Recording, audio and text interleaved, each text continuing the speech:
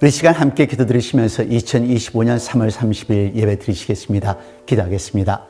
사랑이 많으신 하나님 아버지 감사합니다. 저희들에게 귀하고 거룩한 주일을 허락하시고 온 식구 함께 모여 주님 앞에 경배와 찬양 예배를 드릴 수 있게 해주심을 감사와 영광을 드립니다. 혼돈된 소식들이 전해지고 있습니다. 전쟁의 소식은 끊이지 않고 있습니다. 하나님 아버지, 이 땅에 자비와 긍휼을 베풀어 주시옵소서.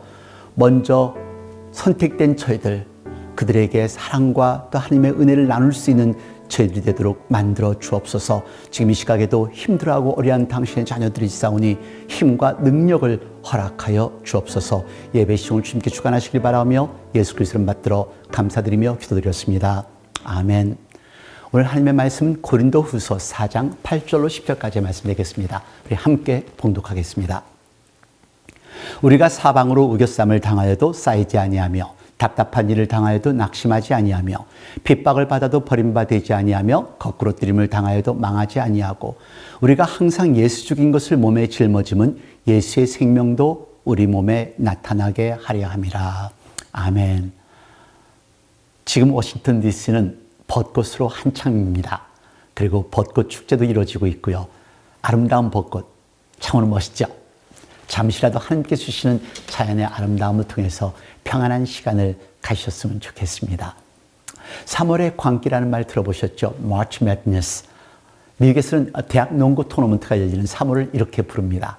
한 경기 한 경기마다 예상치 못한 반전이 있고 또 이변이 속출하면서 자기 팀을 응원하는 학생들의 흥분이 그야말로 광적입니다. 실력 있는 팀이 예상대로 승리하기도 하지만 무명의 팀, 신데렐라 팀이라고 하는데요. 강팀을 꺾는 이변이 일어나면서 모두가 긴장 속에서 경기를 지켜보게 됩니다. 오늘로서 8강이 정해지고요. 다음 주 토요일에 준결승, 그리고 4월 7일 월요일에 챔피언이 결정된다고 합니다. 그야말로 승부를 예측할 수 없는 혼돈의 연속인데요. 그래서 3월의 광란이라고 부릅니다. 그런데요, 3월의 광란은 대학생들 농구에만 있는 것이 아니라는 것을 생각해 보았습니다. 요즘 일어나는 상황을 보십시오. 한국은 산불과 정치적인 혼돈, 그리고 경제적 어려움을 겪고 있는 반면에 세계 곳곳에서 예상치 못한 사건들이 계속해서 일어나고 있습니다. 러시아, 우크라이나, 유럽, 이스라엘, 중국, 미국 등 강대국과 약소국의 관계가 흔들립니다. 그리고 우리들이 살고 있는 미국도 정치와 경제, 안보 상황이 하루가 다르게 요동치고 있습니다. 이 모든 것들이 우리의 삶을 불안하게 만들고 있습니다. 도덕적 혼란과 가치관의 붕괴 속에서 세상은 어디로 가고 있는지 알기 어려운 그런 상황입니다. 근데 여러분, 이런 혼란의 시대 속에서도 우리가 잊지 말아야 할 것이 있다는 것을 기억하십시오. 경기의 결과가 아무리 예측 불가능해 보여도 결국 농구 토너먼트에는 챔피언이 존재합니다. 마찬가지로 국제사회가 아무리 혼란스러워도 역사의 주관자는 하나님이심을 기억하셔야 합니다.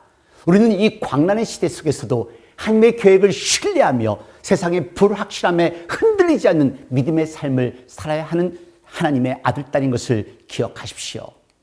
3월의 광기 속에서도 승리하는 팀이 있듯이 국제사회의 혼돈 속에서도 믿음을 지킨 자들은 결코 흔들리지 않는다는 것을 기억하며 오늘 말씀을 대하기를 원합니다. 오늘 본문은 고난 속에서 주신 사도 바울의 고백입니다. 고린도후서는 사도 바울이 자신의 사역 속에 겪은 수많은 고난과 하나님의 능력을 간증하며 기록한 서신입니다. 바울은 복음을 전하는 과정에서 극심한 박해와 환난을 겪었지만 결코 낙심하지 않았습니다. 특히 오늘 본문에서 바울은 신앙인의 삶에서 겪는 4가지 상황의 어려움을 언급하면서 그 속에서도 하나님이 우리를 보호하시고 지켜주심을 강조합니다. 여러분, 힘드세요? 포기하시고 싶으세요? 걱정되세요? 힘내십시오. 그리고 우리 이기십시다. 우리 이길 수 있습니다. 첫 번째 상황은요, 우리가 사방으로 우겨쌈을 당하는 상황입니다. 고린도후서 4장 8절 말씀 다시 봉독하겠습니다. 우리가 사방으로 우겨쌈을 당하여도 쌓이지 아니하며 답답한 일을 당하여도 낙심하지 아니하며. 좌우 앞뒤할 것 없이 꽉 막힌 상황에 부닥칠 때가 있습니다. 바로 지난주 말씀 여러분 기억나십니까? 중풍병자를 든 4사람은 앞으로도 나아갈 수도 옆으로 갈 수도 없었던 상황에서 위를 선택했습니다. 그래서 지붕을 뜯었습니다. 예수님을 만나게 했습니다. 사방이 가로막히면 위로 나르면 됩니다. 진퇴양난, 움직일 수 없을 만큼 현실이 나를 짓누르고 있다고 생각 드세요? 무너지지 않을 것입니다. 세상의 압박이 밀려와도 하나님께서는 우리를 지켜주시기 때문입니다. 하나님께서는 길이 없을 것 같은 곳에도 길을 만들어주시는 것을 믿으시기를 바랍니다. 글렌과 레지나 부부는 사업 실패와 파산으로 인해서 냉장고조차 살 수 없는 어려운 상황에 처했던 사람들입니다. 생활비는 부족하고 가족을 부양해야 되는 책임감이 그들의 어깨를 무겁게 했습니다. 그러나 그들은 성경의 원칙을 따르며 믿음으로 나아갔습니다. 없었음에도 불구하고 작은 것도 나누었습니다. 그리고 베풀었습니다. 이들의 간증은 길은 간증인데요. 마지막 결론만 함께 보시겠습니다. 2008년 그들이 계약했던 회사가 급격히 성장하며 4배로 확장되었습니다. 그 결과 핸더슨 부부는 많은 계약을 넘겨받게 되었는데요. 다음에 그들의 수익은 20만 달러에 달했습니다. 사업이 성장하면서도 그들은 계속해서 나눔을 실천했습니다. 곧 모로라, 홀마크 그리고 백악관을 포함한 유명 고객들을 상대하게 되었습니다. 우리는 집중하고 성경적 원칙을 따르며 빚을 지지 않고 조금씩 성장하는 것을 선택했습니다. 신명기의 말씀처럼 하나님께서 우리에게 증가를 허락하셨고 우리를 돌보셨습니다. 그분의 은혜로 우리의 삶이 변화되기 시작했습니다. 그들이 회사를 매각한 지 3년 후 매출은 1억 달러에 이를 것으로 예상되었습니다. 이 과정에서 우리는 중요한 깨달음을 얻었습니다. 사업은 우리 것이 아니라 하나님께 속한 것이었습니다. 현재 글렌은 10만 평방피트 규모의 사역 및 상업 공간을 관리하며 사역을 이어가고 있습니다. 그는 아내 레지나와 함께 계속해서 투자 수익의 11조를 드리며 다른 사람에게도 나눔의 원칙을 가르치고 있습니다. 이제 우리는 기쁨으로 나누는 삶을 살고 있습니다. 단순히 11조를 드리는 것에 그치지 않고 그 이상을 나눌 수 있다는 것이 큰 기쁨입니다. 결국 돈이 중요한 것이 아니라 우리의 마음가짐과 하나님의 자원을 어떻게 관리하느냐가 중요합니다. 우리가 하나님의 방식대로 자원을 가지면 하나님께서 공급해 주십니다. 돈은 잔인한 주인이 될 수 있지만 좋은 종이 될 수 있습니다. 우리가 그것을 하나님을 사용한다면 하나님께서 반드시 복을 주십니다. 네, 결국 재정적인 회복을 이루었습니다. 그리고 지금은 목회자이면서 부동산 업자가 되어서 베풀면 사람이 되었다고 고백을 합니다. 그렇지요. 여러분 고린도전서 10장 13절 말씀 보세요. 사람이 감당할 시험 밖에는 너희가 당한 것이 없나니 오직 하나님은 미쁘사 너희가 감당치 못할 시험 당함을 허락지 아니하시고 시험 당할 즈음에 또한 피할 길을 내사 너희로 능히 감당하게 하시느니라. 아멘. 우리가 사방으로 우겨쌈을 당해도 하나님은 반드시 피할 길을 주십니다. 할렐루야. 그리고 두 번째 상황입니다. 답답한 상황입니다. 네. 길이 안 보일 때 답답하죠. 어떻게 가야 할지 모를 때 답답하죠. 그리고 진실이 전달되지 않을 때 얼마나 답답합니까? 무너지고 말지요. 억장가슴이라는 말씀 들으셨죠. 자식들이 부모님을 몰라줘요. 부모님이 자식을 몰라줘요. 주위의 사람들이 나를 몰라요. 성경 속에는 요셉도 형들에게 팔려가 노예가 되었습니다. 억울한 누명을 쓰고 감옥에 갇힙니다. 얼마나 억울하겠어요. 하지만 하나님을 신뢰하며 끝까지 나아갔습니다. 그리고 결국 애굽의 총리가 되었습니다. 말씀 들리세요? 들으세요. 하나님께서는요, 우리의 혼란 속에서도 목적을 이루어 가신다는 것을 기억하시기를 바랍니다. 이사야서 43장 19절에 이렇게 말씀합니다. 우리의 길이 막혀 보일지라도 하나님은 반드시 새로운 길을 열어주십니다. 아멘. 좌절하시지 마십시오. 낙심하시지 마세요. 낙심이 적입니다. 포기가 적입니다. 이기셔야 합니다. 세 번째 상황은 핍박받는 상황입니다. 4장 9절 말씀 봉독하겠습니다. 핍박을 받아도 버림받지 아니하며 거꾸로 뜨림을 당하여도 망하지 아니하고. 여러분, 여기서의 핍박은요, 신앙적인 것입니다. 신앙생활을 할 때는 세상의 조롱과 핍박을 감수해야 합니다. 예전 같지는 않겠지만 교회 간다고 부모님한테 핍박받고 남편한테 핍박받던 예아들이 얼마나 많습니까? 지금도 그런 가정이 있습니다. 여러분, 교회 함께 가시는 남편, 교회 가게 해주신 남편에게도 감사하십시오. 그런데 가정뿐만 아니라 교회 일을 하다 보면 시기, 질투, 틀린 생각들 때문에 시험 드는 경우도 많습니다. 내가 하나님 안에 올바르게 서 있다면 시험 들지 마세요. 시기 질투 때문에 목숨의 위협이 느껴지세요? 그것은 아니잖아요. 그것은 핍박이 아니라 내가 올바르게 서 있지 않아서 겪는 것이고요. 진정한 핍박은 하나님을 믿고 살려고 할 때 하나님을 믿지 못하게 하는 일들이 당하는 것이 곧 핍박입니다. 바울 역시 수없이 매를 맞고 감옥에 갇혔지만 하나님의 임재를 확신했습니다. 우리가 홀로 남겨진 것처럼 느낄 때에도 하나님은 결코 우리를 버리지 않으십니다. 이분들은 주찬양, 주일용시 남매입니다. 탈북자입니다. 가족이 매일 새벽마다 함께 라디오를 통해서 미국에서 전하는 방송과 남한 기독교 방송을 들었다고 합니다. 매일 라디오를 듣다 보니 세상을 보는 눈이 넓어졌고 할아버지는 손자들이 향후 남북 통일을 위한 일에 쓰임받기를 원하면서 탈북을 준비했다고 합니다.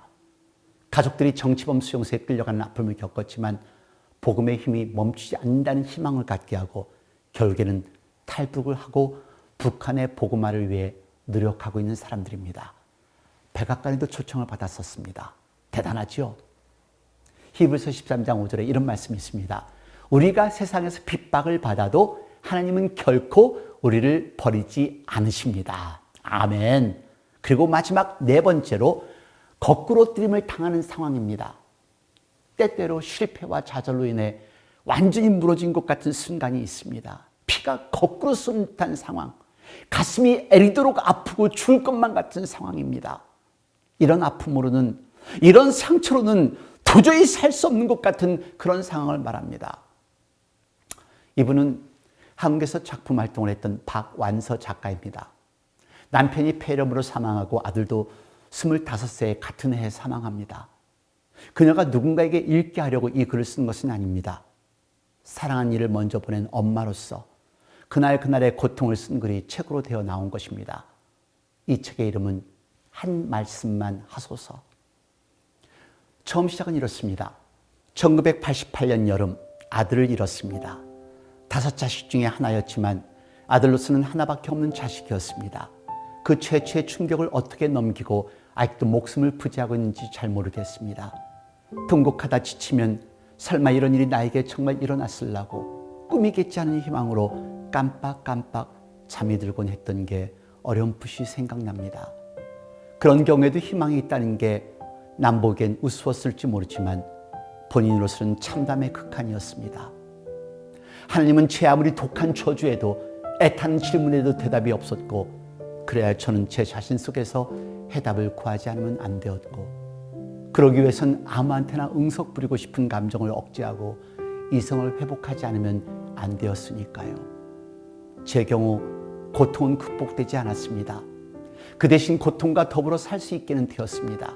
십자가를 바라보며 제가 가장 자주 대하고 따라서 가장 많은 원망을 받고 언젠간 내팽개쳐지는 행패까지 당신이 못 박힌 그리스도의 얼굴에서 표정을 읽은 건 최근의 일입니다. 오냐 실컷 욕하고 원망하고 죽이고 또 죽이려무나 내가 그럴 수 있으리라고 나 여기에 있지 않느냐 이렇게 말하고 있는 것처럼 그분의 표정은 생생하게 슬프고 너그러워 보였습니다. 그리고 이 책의 마지막은 이렇게 끝납니다. 주여 저에게 다시 이 세상을 사랑하신 능력을 주셔서 감사합니다. 그러나 주여 너무 집착하게는 마옵소서. 바울은 고린도서 4장 10절에 이렇게 말합니다. 우리가 항상 예수 죽인 것을 몸에 짊어짐은 예수의 생명도 우리 몸에 나타나게 하려 함이라. 우리의 삶 속에서 어려움과 고난이 있을지라도 그것을 통해 예수님의 생명이 우리를 통해 드러나게 된다는 것을 기억하십시오. 우리는 우겨쌈을 당하지만 쌓이지 않고 답답한 일을 당하지만 낙심하지 않으며 핍박을 받아도 버림받지 않고 거꾸로 뜨림을 당해도 망하지 않습니다. 왜냐고요? 하나님께서 우리와 함께 하시기 때문입니다. 그러므로 믿음으로 나아가십시오. 어떤 상황에서도 하나님께서 길을 내신다는 사실을 기억하며 끝까지 승리하는 삶을 사시는 저와 여러분이 되기를 바랍니다. 기도하겠습니다. 하나님 아버지 감사합니다. 질것 같은 저희들 정말로 깨지기 쉽습니다. 하지만 우리 하나님께서 예수님을 저희들에게 허락하셨기에 이제 어떠한 상황에서도 무너지지 않고 부서지지 않고 쌓이지 않고 우겨쌈을 당하지 않는 것을 다시 한번 깨달았습니다. 하나님 아버지, 저희들 이 땅의 삶을 살아가는 동안 어떤 힘들고 어려운 일이 있다 할지라도 하나님의 손 꼭 붙들고 마지막 예수님 만나는, 하나님 만나는 그날까지 최선을 다하여 살아갈 수 있는 하나님의 아들, 딸이 되게 하시옵소서.